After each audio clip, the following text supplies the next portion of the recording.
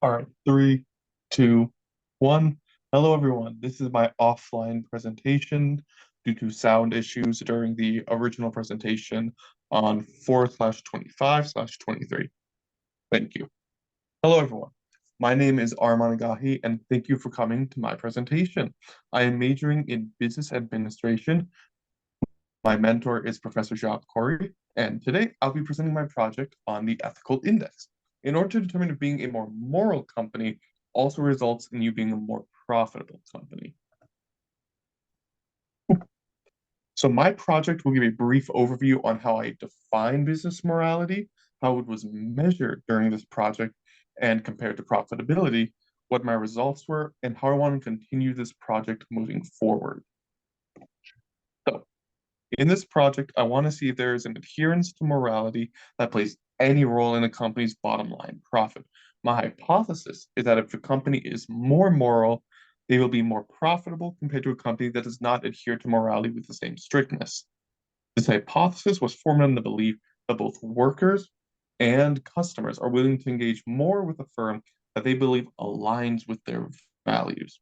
In order to do this, I'll need to measure both profitability and morality. But first, what is morality and profitability? I need to define these terms. So to begin with that, I would like to open with a quote from Henry Ford, the creator of the 5-day, 8 hours a day work week.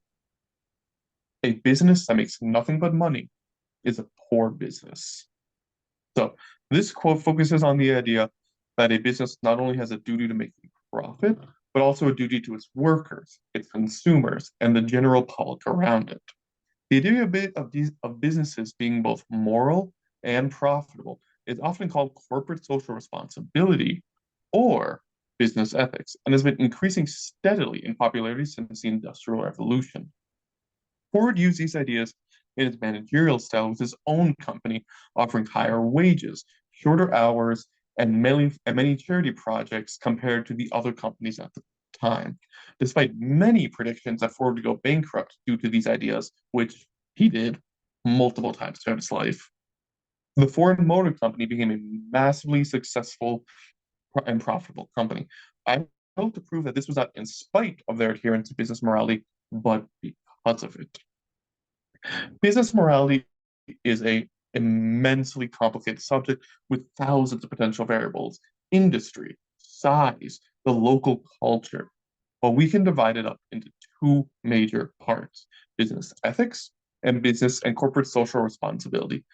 Business ethics often focuses more on the internal, the firm deciding itself what is ethical. This creates trust between the market and the firm, and often involves the firm asking, is what we're doing legal, moral, does it match with the corporate culture, and will doing this impact our reputation in any feasible way? Social responsibility, on the other hand, is more external, focusing more on how the business interacts with the community. This can be environmentally, philanthropically, economically, like providing jobs, or simply just ethically. Both, both of these factors can affect whether a business is conducting themselves according to their moral standard. So these factors have been proven to benefit companies, offering both internal and external benefits, such as a higher worker retention, higher levels of efficiency, and an improved brand image. Because especially in today's age of social media, of the internet, of information, the average consumer is being more and more concerned with what they're buying, who they're working for, what they are contributing to with their bottom dollar.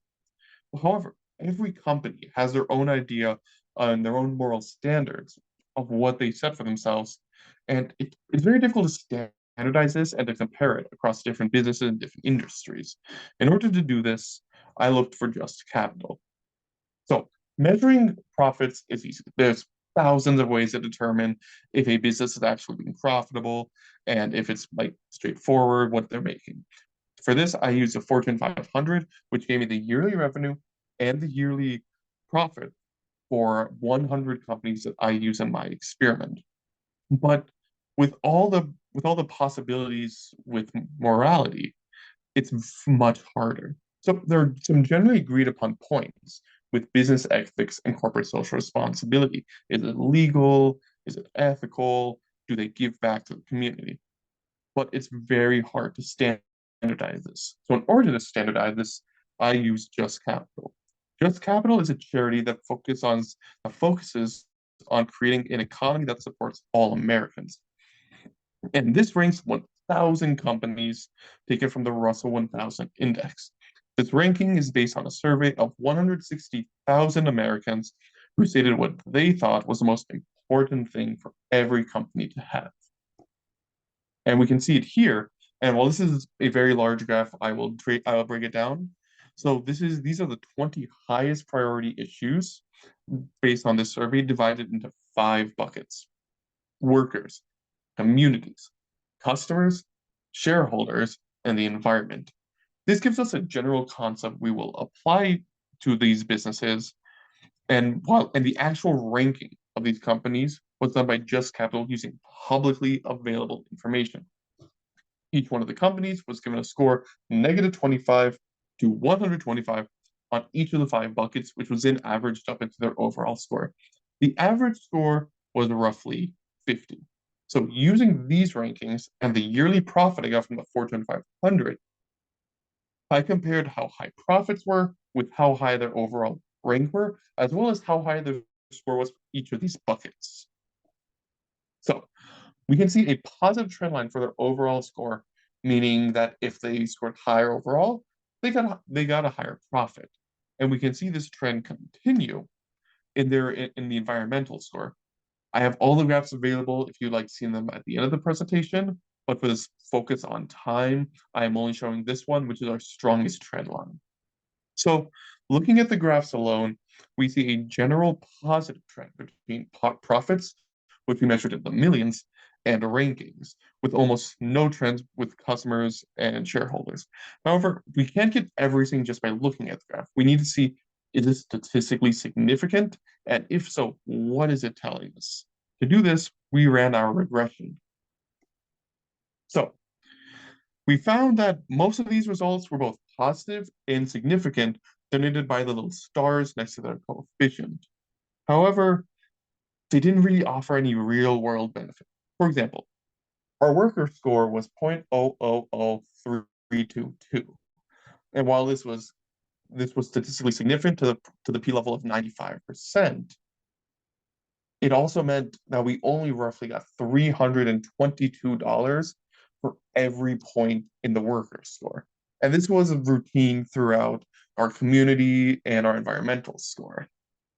So while there was an impact, there was a trend that we proved to be statistically significant, it didn't really matter much to companies who would have these profits marking on the billions.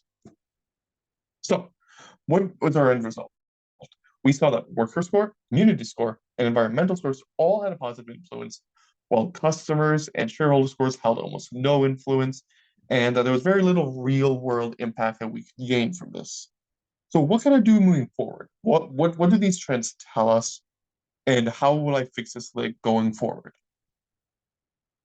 So moving forward, I wish to improve upon this project using control variables, additional data moving from 100 companies to the full 1,000 companies, and using trends from previous years as well as differences by industry. Because we're living in a very eventful time right now. COVID, shipping errors, the wars going on, and this obviously will affect how companies prosper and how they move forward. So what I want to do is I want to bring forward previous data from earlier years, as well as dividing them up in industry to see, is what we see here varying by all businesses?